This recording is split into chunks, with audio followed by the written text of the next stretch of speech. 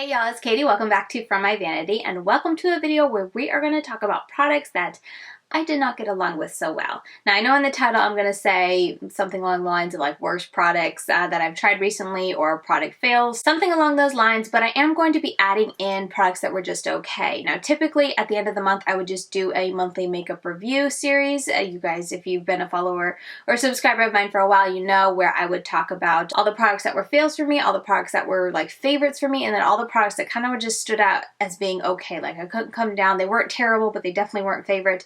I had an okay category, and I was going to do that this month, but with this new schedule with my kids and trying to find time to film, I'm finding that I don't have a lot of time. Usually it's like 20-30 minutes maybe by the time I can sit down and film and record. So I figured for this month, and we'll see maybe if I have to do it a couple more months just to at least get this information out to you.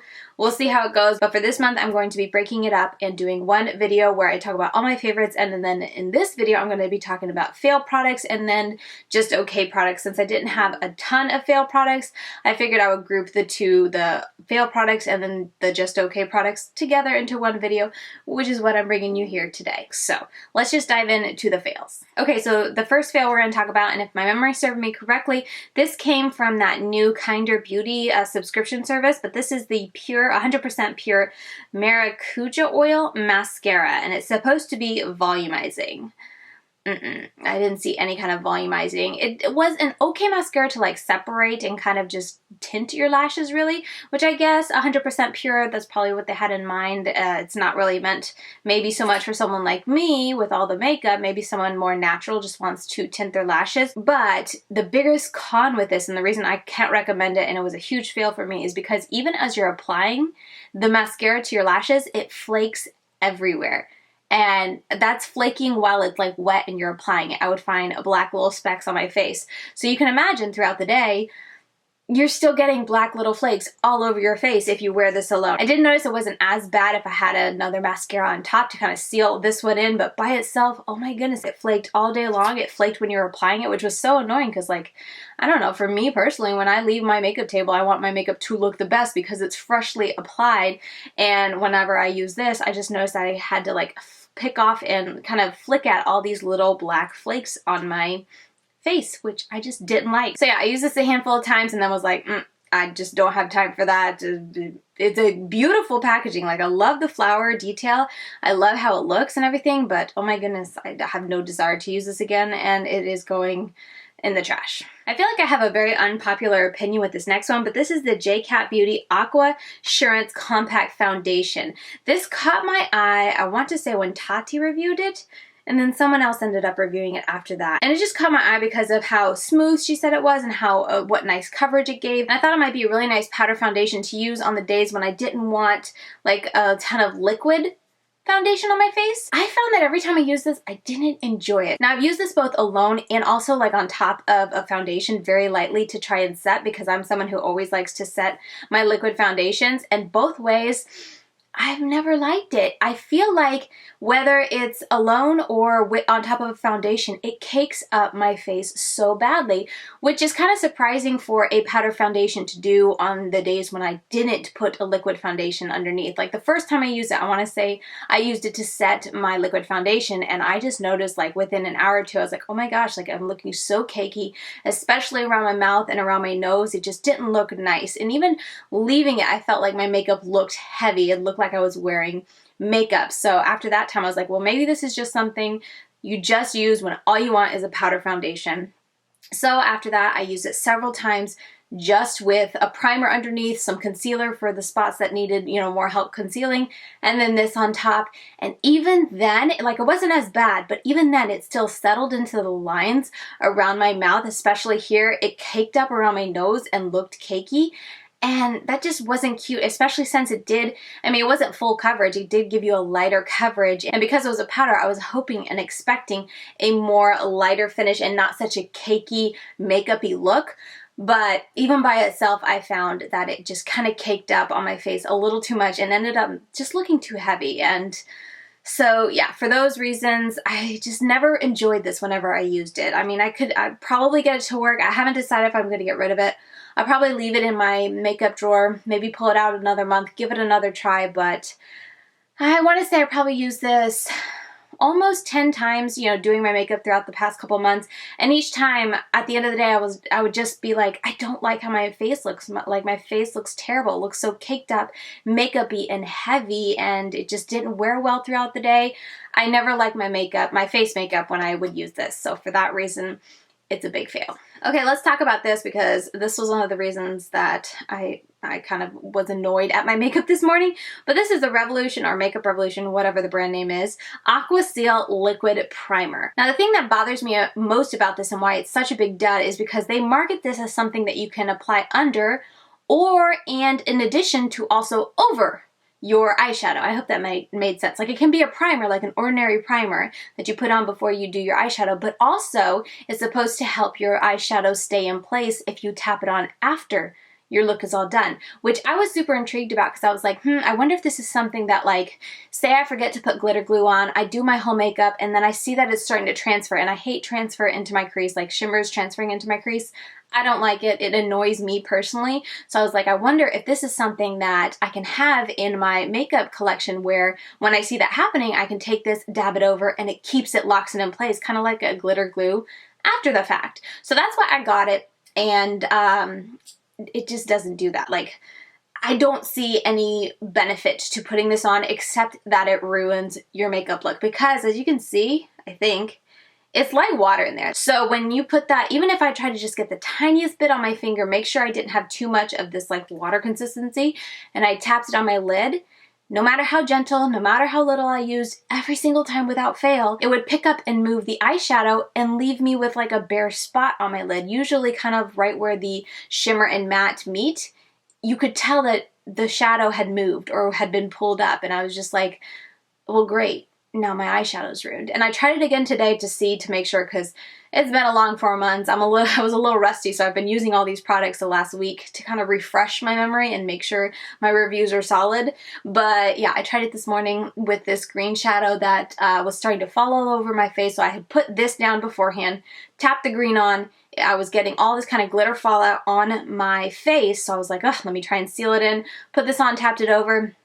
It was almost so removed you could see my bare lid. Totally annoyed me, so I ended up having to go back in and put more shadow and redo it and get even more glitter fallout. So overall, this just really bummed me out. I have used it just as a primer, and I feel like if you have good eyeshadows with a very laid back day, not really sweating, it'll help them last just fine. But I feel like whenever I use maybe more inexpensive eyeshadows, or I sweat a lot in a day and, you know, I had a lot of moisture on my eyelids, I could see a lot of fading and just a tiny bit of creasing. So I don't know. Just all around, this was a huge fail for me. Next up is a bit of a surprise for me to call it a fail, because this is the Maybelline Matte and Poreless Foundation, but I have to call it a fail because right now, at this time in my life, I really don't like it. And I don't know if it's because I'm pregnant or if I just haven't been taking care of my skin. It could be a combo of the two, but I've been trying to use it a couple times the past couple months, and every time I absolutely hate how it looks around my nose and around my mouth. It just emphasizes any dry area of my face and doesn't want to stick there. So it'll look really nice when I first leave my makeup table, but then an hour, maybe 2, it doesn't take that long. I'll look in a mirror and I'll notice around my nose and then around my mouth, it's almost like speckling, like it's pilling up. And any place that there's a dry area or like a crusty, zit or whatever, it looks terrible around there. And just overall, I was very unimpressed with how this looked. And this is a foundation that I used to love. Like, I've gone through a whole bottle of this before. This one honestly is like maybe got that much left. It took me a long time of trying to pour it out this last time I used it, so there's not much left. So maybe the formula has changed. Maybe it's because I have really dry skin and this is matte and poreless, but I don't know. I just was using it, and I used it 2 days ago to try it out one last time before doing this video, and I was just like, I have to put this in a fail because I hate this foundation on me.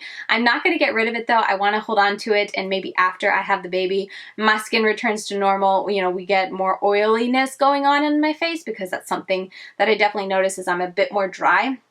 I want to pull it back out and try and just see if my preferences have changed over the years, or if I've just discovered better things, or maybe my skin, since it's getting older, it's like, this was for you as a teen, Katie. You can't have it in your 20s going into your 30s. So I don't know. I'm going to hold on to it and try it again. But for the sake of this video, it was definitely a fail for me from the last couple of months because I never enjoyed wearing it. Okay, last product for the fails, then we'll move on to the products that were just okay. This is the Black Radiance Eye Appeal Lid Glitz Liquid Shadow. I did do a wear test, or a first impressions wear test, I guess you could call them. It's been so long since I've done them, I forget. But I'll leave that linked up here if you want to go see the first time I used this. And I found that every time I used this afterwards, I pretty much had the same experience. No matter how careful I was, no matter how, you know, what I used, if I used this applicator, if I used a brush, if I used my finger, I felt like it was really hard to get an even application of this glitter on my eyes. So as you can see, like, it's just very sparse. So trying to like tap that over your eyes was very tricky because too much tapping started to disturb the shadow underneath. And I don't know about you, but for me personally, like, I would never wear this alone because I feel like it's just too sheer and, I don't know, it's oddly chunky, like there's more glitter here than here, and I'm someone who likes an even application of my glitter. That's just me personally.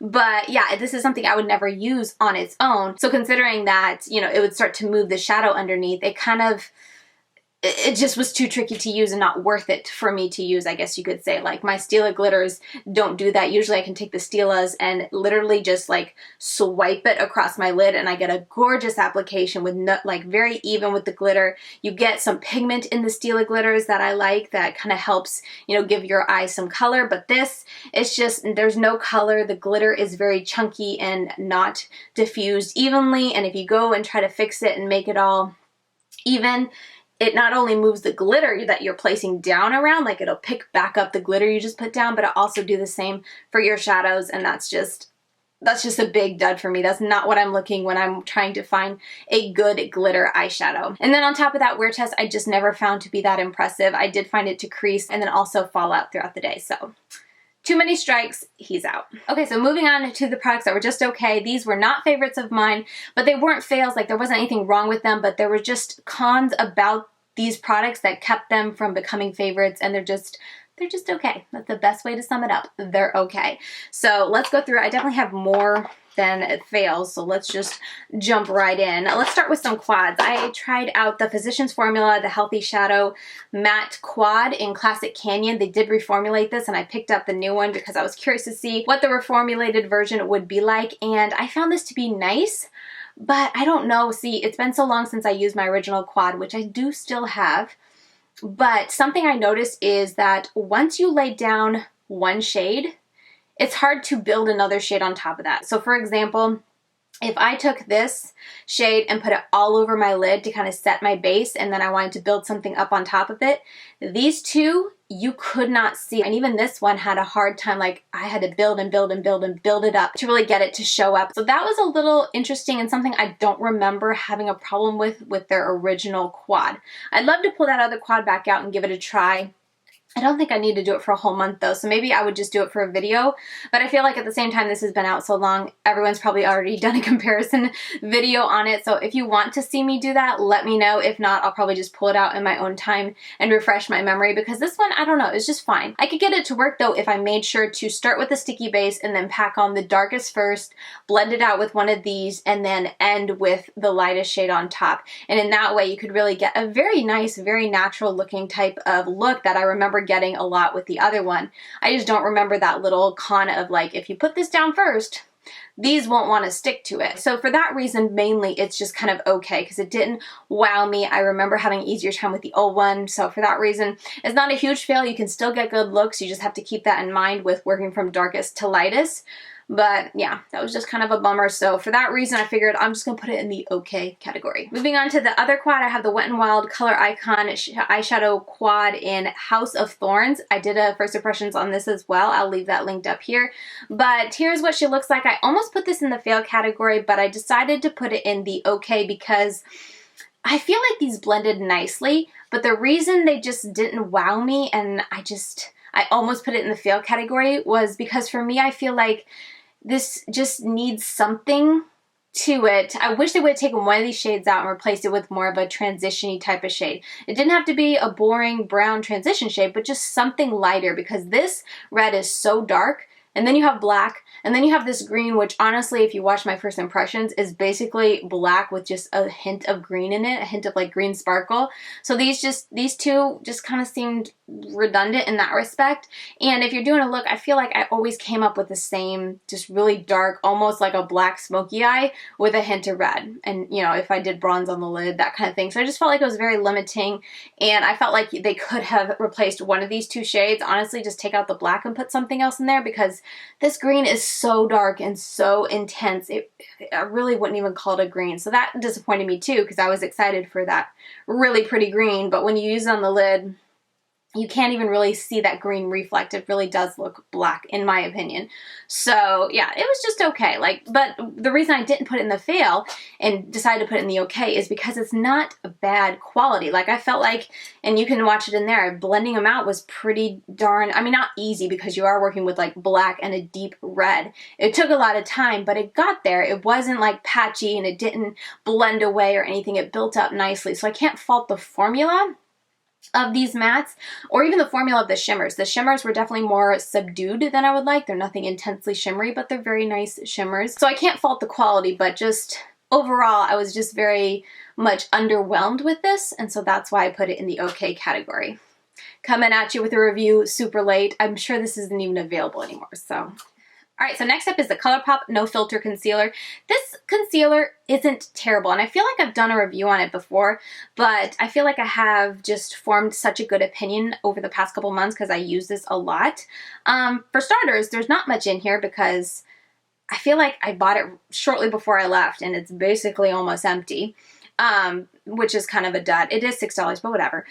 Anyway, the reason I think this is just okay is because while it's a very lightweight formula, and I appreciate it for that, especially when we're going under my eyes, I like a very lightweight formula for my concealer. Something I noticed, especially since you're going to see later in my favorites whenever I get that up, there's another lightweight concealer I absolutely loved, but that concealer would always diffuse out very lightly, sit under my eyes very lightly, but still give decent coverage for it being such a lightweight concealer. Whereas this, I feel like when you put it on, it's extremely lightweight, which is nice, but the minute you start to blend it in, it almost just diffuses out and disappears. So I have it under my eyes today, and I feel like it looks nice, but if I'm wanting to get rid of the darkness under my eyes, it doesn't really do that. So, you know, if I have a very natural day, which I've been having a ton of in the past couple months when I was really sick and I just want to put a little bit on my face, this came in handy. It was really nice. But now that I'm doing more full face of makeup and really putting on, you know, doing my eyes and all that stuff, I'm noticing more and more that it's just kind of like, I still see the darkness. And while, like I said, it's nice that it's lightweight, it's not covering for me enough. So for that reason, it's just in the okay category, and I'm going to finish it up, and I don't foresee myself repurchasing. Okay, so 2 more products and then we are done. This is the Milani Stay Put Brow Shaping Gel. I have like shadow all over my face because that darn quad broke in the box, and every time I pull something out, it's like coated. Anyway, sorry that my hands are such a mess, but oh, here's a baby wipe. It still looks like I have blood on my hands. Anyway, it's an eyeshadow that's all over my hands, if you see that. Sorry. This is the Milani Stay Put Brow Shaping Gel. I like this, but I had another tinted brow gel that I used for my brows that I liked more, mainly because of the wand was a lot smaller and more precise on that one, which we'll get into whenever I do my favorites, whenever I post that one up. And this one, while I liked it and I liked that it had the fibers, I liked the tint of this, it was really nice. I wasn't as crazy with how big the wand was, especially when this was new. Now, I have had this open for 4 or 5 months. I forget how long it was that I opened this, but I mean, I've been here since the beginning of May, and I've been using this the whole time. So I've noticed that as I have been using it and it's drying out a little bit, it's a lot easier to apply and I enjoy it more. But something I noticed when I first opened this up is it was very liquidy, and because it was such a big wand, I noticed even for my big brows that when I would put it through my brows, it would catch on the hairs around my brows and color them, which isn't a look I'm going for. And it just ended up making my brows look very messy. And when I'm using, and I know, you know, a brow shaping gel isn't supposed to be super precise, I do, which we're going to talk about in my favorites. Sorry, I keep hinting at it. I did use a tinted brow gel that was very precise and made it look like I spent a long time on my brows when all it was a little gel. And because of those cons and having something better, I figured I would just put this in the okay category. Alright, and last up we have the Rimmel Stay Matte Mattifying Loose Powder. I opened this powder not that long ago, and something I noticed very quickly when I was using this is that you go through it crazy fast. And this is not a powder I used every day the last couple months. This is a powder that I like to use when I have on a liquid foundation and I just want to lightly set it, or, you know, I'm setting under my eyes, that kind of thing. So this isn't a powder I would reach for if I'm doing a very natural, just a little concealer and powder on. This wasn't something I pulled for, so I haven't used it a ton, but as you can see, we're almost done. And so I think that's the biggest reason why I'm putting this in my okay, because it's a nice powder. I love how finely milled it is. I think this is transparent, yeah. I love how it doesn't really color and make it too white. Like if you pack this on your face, I will look white. There were a couple times when my daughter was helping me do my makeup, because that's been her thing lately, that she wants to help me put on my makeup. And she loves to take a powder brush and like dip it in here and just like dot it over my face. And when you do that, you will definitely have like a ghost face. But you can buff it away and add some powder, you know, bronzer and all that, and it's fine. But as long as you're careful, you know, it doesn't change the color of your foundation or your face, which I appreciate. And this is coming from someone who's pretty darn pale. So for me, it was fine. But all that aside, I like how lightweight it was. I like how it set my under eyes and how light it felt under my eyes. It didn't cake up under my eyes, which I really appreciated. But the reason I'm putting it in the okay category is because I feel like this does exactly what I like and what the Coty Airspun does for my face. And if we're talking about Coty Airspun, you guys know that thing is huge and it's like $5 or something, probably around the same price as this. That thing lasts for forever. Now I feel like if you're comparing them side by side, this almost feels more like a HD powder. It's that fine. Whereas the Coty Airspun, while it is very light on your face, it has a bit of a denser feel to it, if that makes sense. But that's really the biggest difference. How they apply to the face, how they smooth out your under eyes, how they set your foundation, all that I felt like was just so comparable. Every time I reached for this, I would just be like, man, this reminds me of the Coty Airspun. And so for that reason, I would say just go get the Coty Airspun and you won't run through this so quickly, because there's not that much left in here. And maybe it's because it's so finely milled like an HD powder, and I feel like I said, the Coty Airspun is a bit denser. It's still light, but it just feels denser. I don't even know if that makes sense. But anyway, maybe it's because it's so light and every time you open it, every time you put your brush in, it's just like powder everywhere. Maybe you're wasting the majority of the powder, but I don't know. Because of that reason of how quickly I've gone through it and just how much I feel like it reminds me of the Coty Airspun, I would say just get the Coty Airspun. But if you're looking at this, you don't have access to the Coty Airspun, you want something super lightweight, something that will set your under eyes and not cake up your face, like if you want to set your face, this was nice, but for me, it just ended up being okay. Alright, so there you have it. Those are my fails and just okay products from the past couple months, ever since April, I'm pretty sure, roughly around there. But yeah, these are the products that just stood out to me, the ones that I've been reaching for a lot and have a really good opinion on, have been able to really flesh out my feelings for, because I've been just sticking to them and trying them only the past couple months. So yeah, I hope you guys have found this video helpful. I always enjoy talking with you guys about the fails and the okay products, as well as my favorites. So anyway, yeah, with all that said, thank you guys so very much for watching. Stay tuned, as I said throughout this entire video, for my favorites. I'm going to try to get it up pretty shortly after uploading this one, just so you guys don't have to wait that long. Hopefully it'll be the next video you see. But yeah, I am so excited to be getting back into the swing of things and getting back into makeup and getting back into wearing makeup. So anyway, yeah, with all that said, thank you guys so much for watching, and I will see you very soon in my next video. Bye guys.